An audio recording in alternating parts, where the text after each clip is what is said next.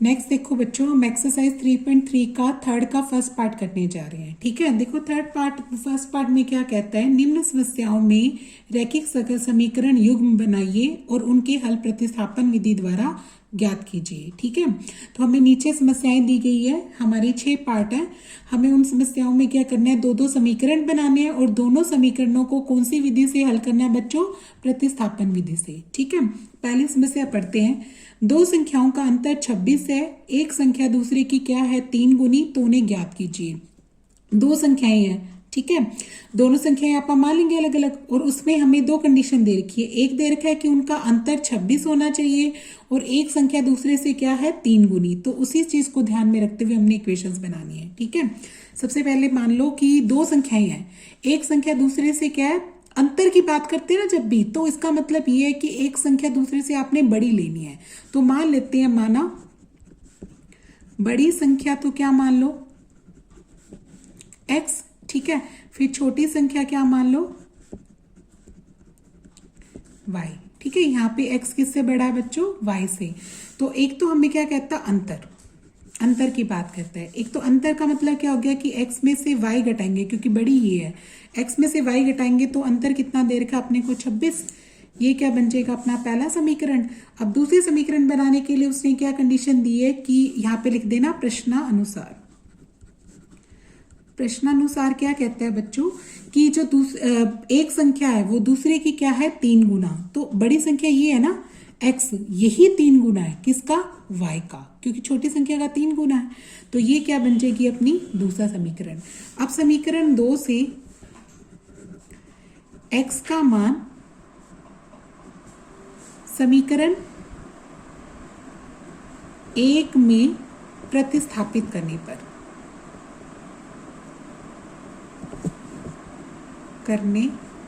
ठीक है, ये लिखेंगे अपन। अब x को क्या लिख देंगे बच्चों इस क्वेश्चन में, 3y, इस x को क्या लिखेंगे यहाँ समीकरण में, 3y, माइनस का y ये रहा, और बराबर में कितना आएगा, 26। अब 3y में से y घटा लो तो कितना रह जाएगा, 2y, और इधर क्या लिखोगे, 26। अब 2 कहाँ जाएगा, डिवाइड में, तो यानी y की वैल्यू आ जाएगी 26/2, काटोगे तो कितना आ जाएगा, 30। तो y का मान कितना आ गया यहाँ पे, 30। ठीक है, अब x का मान निकालना है, x का मान अपने यहाँ से मिलेगा समीकरण 2 से। समीकरण 2 से x हमें कितना दे रखा है, 3y, यानी अपन 3 को किससे गुना कर देंगे, 13 से, तो x का मान कितना आ जाएगा, 39। यानी अपन लिखेंगे बड़ी संख्या, बड़ी संख्या तो हमारी कितनी आ गई, 39, और छोटी संख्या कितनी आ गई, छोटी संख्या हमारी कितनी आई, 13। ये 2 आंसर आ जाएंगे। अब इसका दूसरा भाग देखो क्या कहता है। दूसरे भाग में कहता है दो संपूरक कोनों में बड़ा कोण तो क्या है, छोटे कोण से 18 अधिक है। देखो इसमें भी 2 कंडीशन दे रखी है। एक तो कहता है संपूरक कोण, संपूरक का मतलब वो 2 कोण जिनका जोड़ क्या हो, 180 हो, उनको क्या बोलते हैं आपका, संपूरक कोण। इसमें बड़ा कोण यानी एक कोण दूसरे से क्या है, बड़ा है। तो मान लेते हैं, माना बड़ा संपूरक कोण x है और छोटा संपूरक कोण क्या बना, y। अच्छा, संपूरक है इसलिए x और y का मान कितना हो जाएगा बच्चों, 180 डिग्री।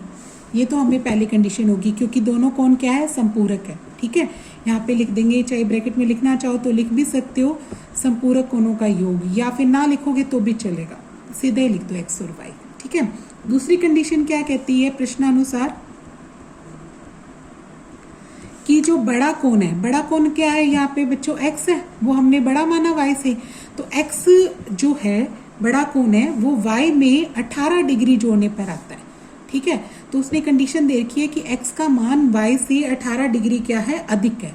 तो इसमें 18 जोड़ दोगे तो उसका मान आ जाएगा किसका, x का। इसको क्या मान लो, समीकरण 2। ठीक है, फिर लिखेंगे x का मान समीकरण 2 से x में समीकरण 1 में भरने पर, समीकरण 1 में प्रतिस्थापित करने पर,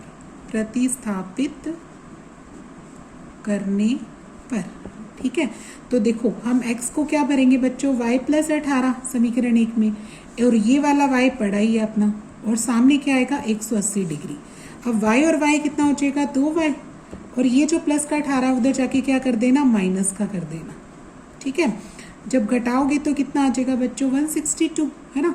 अब ये जो 2 है वो कहाँ जाएगा, डिवाइड में, काटोगे तो कितना आ जाएगा 81 डिग्री, यानी y का मान कितना आ गया 81 डिग्री। अब x का मान निकालना है तो वो इससे लेके आओ समीकरण 2 से।